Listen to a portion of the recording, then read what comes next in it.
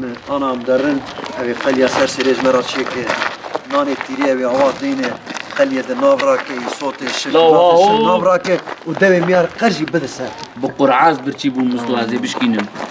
Vallahi ez birçî bûm.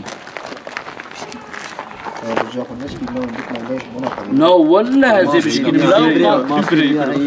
No vallahi hina Qur'ayna pirayê mislo la vallahi hina pir.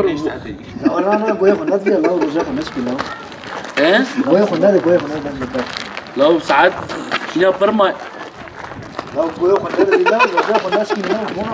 La vallahi hina pir. La hina pirma per. Oh.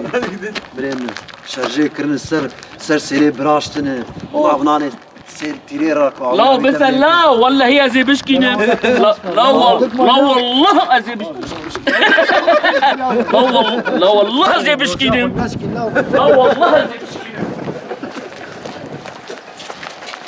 Evet. Serbank Emrah'ın yanındayız, klip çekimindeyiz. Baş tacısın Hakim abi.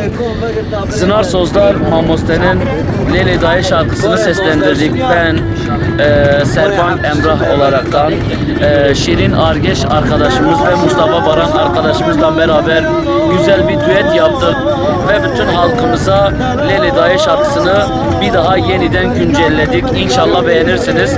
Bir de sallama yeni tarz yaptık. İnşallah beğenirsiniz. Klip çekimlerini nerede yaptınız?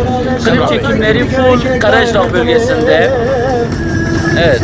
Karaşdağ bölgesinde. Kenger yedin mi kenger? Valla bugün oruçluyuz maalesef kenger gördük ama yiyemedik.